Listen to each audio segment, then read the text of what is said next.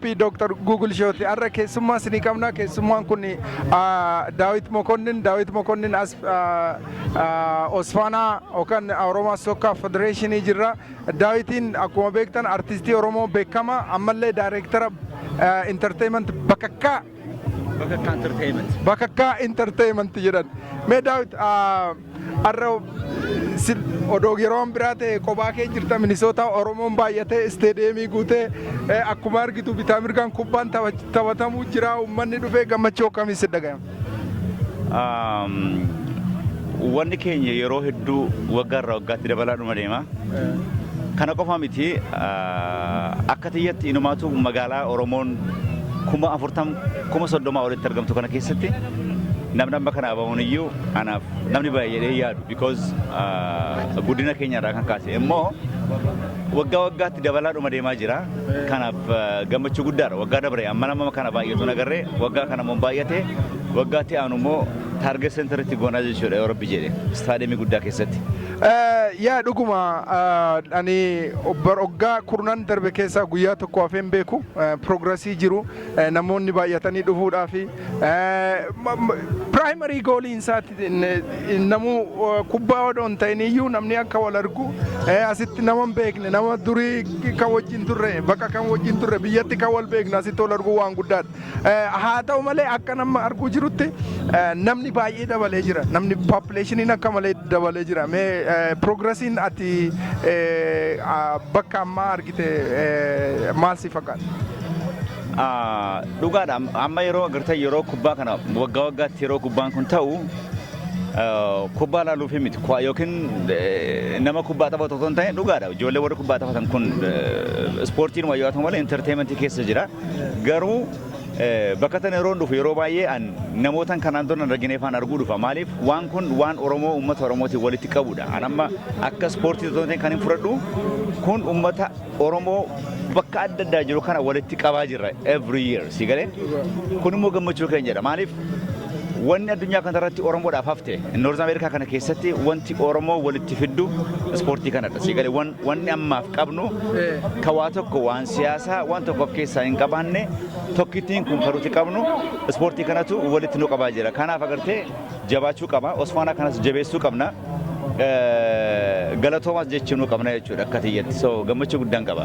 Mee warra mana jiranii fi warra as dhufanii hin beekne warra nama ofii arganii hin beekne warra manuma maybe YouTube irraa laalu yookaan nama dhufuu hin barbaanne gorsi isaanii yookaan miseejin isaanii qabdu. Wanni nuti jennu gaafa akkasitti baay'annee halagaan illee gaafa nu argu faranjiin illee gaafa nu agartu nuuf gammachuudha si galee maaliif ammuma guddannu kana waan guddaa hojjechuu dandeenya ammuma baay'annu kana waan baay'ee hojjechuu dandeenya si galee warri mana jiranis dhugaadha namni kun jireenya mataa isaallee qaba gabbahee dalagatee ol deebi'uu qaba garuu torban tokkittii kana of qabaniidhuma waa agartee namatti illee as bahanii of agarsiisuun uummata of gabbaasanii agarsiisuun rakkoo waan qabu natti hin fakkaatu yoo illee torban guutuu illee yoo dadhabe namni guyyaa lama guyyaa sadii gadi bahee ijoolleedhuma illee of hin deebi'u ijoolleen keenya iyyuu baras keessatti Oromoon akka baay'atu magaalaa kana keessatti arguun nuuf gammachuudha. Ijoolleen nuti dhalleeyyuu wal arguun wal agarsiisuun gaariidha. Kanaaf agartee guyyaa lama guyyaa sadii otoo gadi bahanii namatti illee dabalamanii waan ta'aa jiru yoo ilaalani gammachuudha naaf natti dhaga'ama. Mee saabjektii an biraas irra si geessa.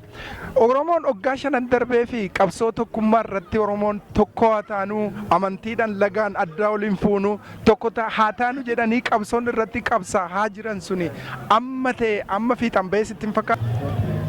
Oromoon duriyyuu gargar baheen beeku gargar baanees hin beennu si galee Oromoon tokko miti wanni jedhamu kun naaf hin galu Oromoon tokkumaa bara namoota akka nuti tokkoon taane nu gochaa jira malee tokko nuti namni tokko haadhaan abbaadhaan Oromoo ta'ee dhalannaan wanni biraa wanni achisa oofaadhaan hin jiru si galee garuu namootiin akka nuti tokkoon taane nu godhu namootatu nu godha malee Oromoon tokkoon taane yeroo jedhamu kun dogoggora namootatu akka namootiin tokkoon taane dhiibbaa godhan malee Oromoon tokko yoomiyyuu si galee kanaaf agartee waan akkasii kun hafuu qaba Oromoon yoo tokko taate malee bilisoomu Oromoon yoo tokko taate malee akkasiin kun hin jedhamu kun qaaniidhaanaaf nuti tokko sigale namooti adda nu baasuudhaaf carraaqotu jira isaaniin ofirraa cufuudhaaf malee oromoon tokko miti jechuun dandeenya duriyyuu nuti tokko.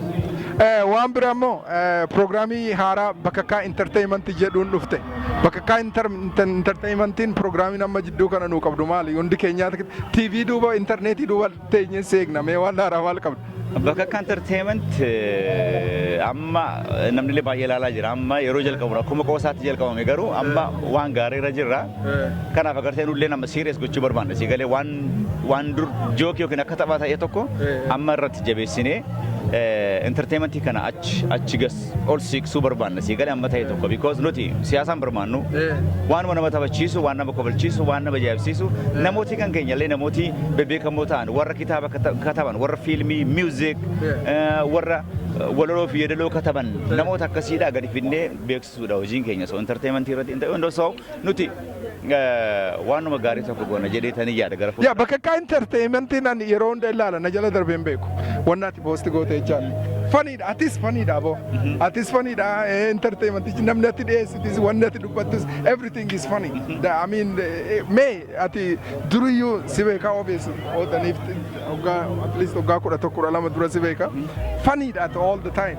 Amma fanummaa san kan ani durii nama 2-3 taanee enjoy goonu kana sabni Oromoo bal'aan enjoy gochuu jira. So programii kana mee kamitti ji'atti moo torbanitti moo yoomitti haa eegnu?